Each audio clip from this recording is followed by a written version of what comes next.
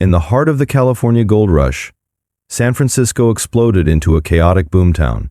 Ships crowded the bay, gold seekers poured in, and suddenly, this wild new territory needed protection. Enter Alcatraz, a desolate, guano-covered island locals called La Isla de los Alcatraces, or Island of the Pelicans. In 1850, President Millard Fillmore signed an order claiming it for military use. The U.S. Army looked at this steep, windswept rock and saw a perfect fortress. Lieutenant Zealous B. Tower of the Army Corps of Engineers took charge in 1853. Workers blasted sandstone, hauled bricks, and fought brutal tides and winds. Many laborers abandoned the harsh project for easier gold-digging jobs. Materials were scarce, poor-quality bricks cracked, and local stone eroded in the salty air, so they imported durable Chinese granite. By day, the island echoed with hammers and explosions. By night, it stood silent under the stars, a lonely guardian waiting to wake up. The goal? Turn this bare rock into the strongest coastal defense on the west coast.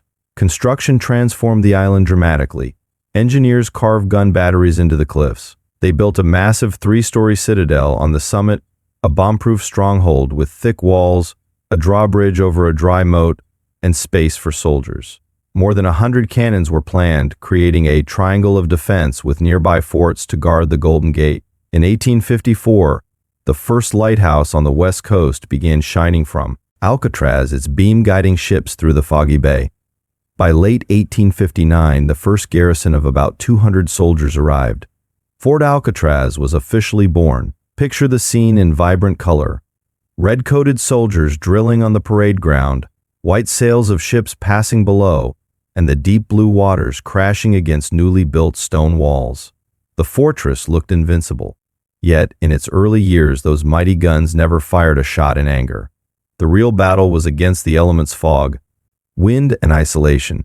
As the Civil War erupted, Alcatraz's role quietly shifted. By 1861, it housed its first military prisoners. Confederate sympathizers, privateers, and unruly soldiers filled makeshift cells. In 1863, the crew of a seized Confederate ship became inmates. A temporary wooden lower prison was built, soon followed by more structures. By 1868, the War Department officially designated Alcatraz as a long-term military prison. The island's isolation made it perfect escape meant swimming through treacherous, shark-infested, freezing waters. During the Spanish-American War in 1898, prisoner numbers swelled, leading to overcrowding and new construction. Life on the rock was tough but structured. Prisoners worked, soldiers guarded, and families of officers lived in modest homes. The island buzzed with activity, blacksmiths hammering, cooks preparing meals, and the lighthouse keeper tending the lamp. Yet the cold winds and crashing waves reminded everyone this was no ordinary place. By the early 1900s, the old citadel and wooden prisons showed their age. The Army decided on a bold upgrade. From 1909 to 1911, military prisoners themselves became the builders. They demolished the upper levels of the old citadel, using its basement as a foundation for something massive. In 1912, the new main cell house opened a huge reinforced concrete building, then the largest of its kind in the world.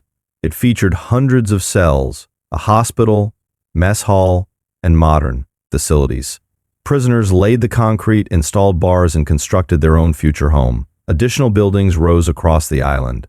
Imagine the transformation in vivid color. Gray concrete rising against blue skies, red dust from construction, and determined men in striped uniforms working under watchful eyes. The old fortress walls gave way to a modern prison complex.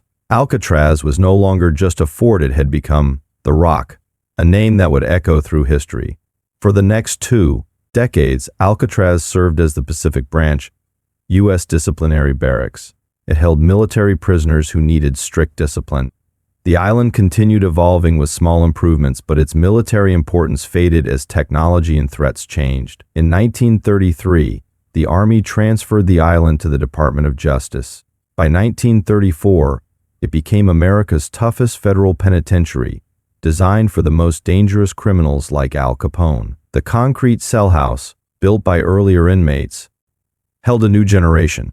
From a barren rock in 1850 to a world-famous symbol of justice and isolation by 1934, Alcatraz's construction tells an epic tale of American ambition, engineering grit, and reinvention. The colorful AI reconstructions bring those dusty old photos to life, showing the sweat, the stone, the sea, and the dreams carved into that lonely island. Today, when you look at Alcatraz, you don't just see a prison. You see layers of history, a lighthouse guiding hope, cannons that never fired, and prisoners who built their own walls. It stands as a reminder that even the hardest rocks can be shaped by human hands and human stories. In 1934, everything changed. The U.S. Army handed Alcatraz over to the Department of Justice. The old military disciplinary barracks transformed into America's first maximum security federal penitentiary designed for the worst of the worst. The government wanted a place so secure that no one could escape. They installed new tool-proof steel, bars, metal detectors, and armed guards everywhere. The cold, dark concrete cell house built by military prisoners now housed gangsters, bank robbers, and killers. Al Capone, the most famous mobster of the era, arrived in 1934. In vibrant, colorized images, you can almost feel the tension, prisoners in crisp uniforms marching silently, guards watching from high towers, and the freezing bay waters surrounding them like a natural wall. Life was strict. No talking during meals, 1 shower per week, tiny cells measuring 5 by 9 feet. Yet the prison was considered escape-proof, or so they thought. Daily life on Alcatraz was a brutal routine. Prisoners woke at 6:30 a.m. to bells. They worked in the laundry, kitchen, or workshops. Good behavior earned privileges like books or painting time. Bad behavior meant the whole dark, solitary confinement cells. The island wasn't just a prison. Over 300 people lived there, guards, their wives, and children. Kids took a boat to school in San Francisco every day.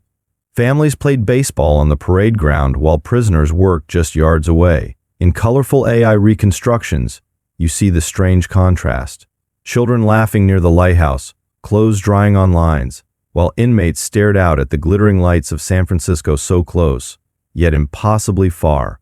The prison earned its nickname, the Rock, during these years. Isolation broke many men mentally before it ever broke them physically. Despite the heavy security, Alcatraz became famous for daring escape attempts.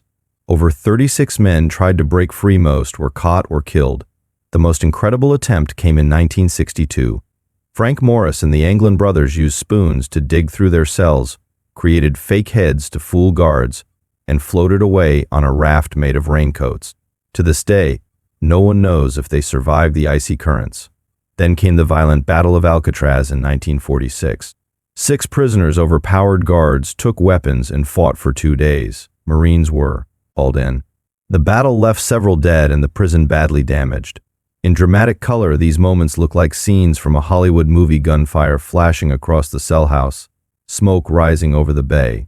By the early 1960s, Alcatraz was falling apart. The salty sea air had badly corroded the concrete and steel. Repairs became extremely expensive. At the same time, newer federal prisons offered better rehabilitation programs. Alcatraz was too old, too costly, and too harsh. On March 21st, 1963, the last prisoner left the island. The lights went out. The cell doors fell silent. For years, Alcatraz stood abandoned, a ghostly shell haunted by wind and seagulls. In 1969, Native American activists occupied the island for 19 months, calling it Indian land to highlight broken treaties. Their protests brought new attention to the Rock and helped launch the modern Native American rights movement. In 1972, Alcatraz became part of the Golden Gate National Recreation Area. Today, millions of tourists visit every year. They walk through the same cell house, stand in Al Capone's cell, and stare across the water toward freedom just like the prisoners once did. The colorful AI reconstructions of its construction era, 1850 to 1934, help us understand how this barren rock became such a powerful symbol, from military fortress to lighthouse, military prison, and finally America's toughest penitentiary. Alcatraz represents punishment, resilience, and human drama. Its walls hold stories of ambition, fear, hope, and failure. When you watch the colorized footage, you're not just seeing old buildings, you're seeing the soul of America's justice system painted in vivid detail. The Rock still stands today, quiet but never forgotten, a monument to one of history's most dramatic transformations.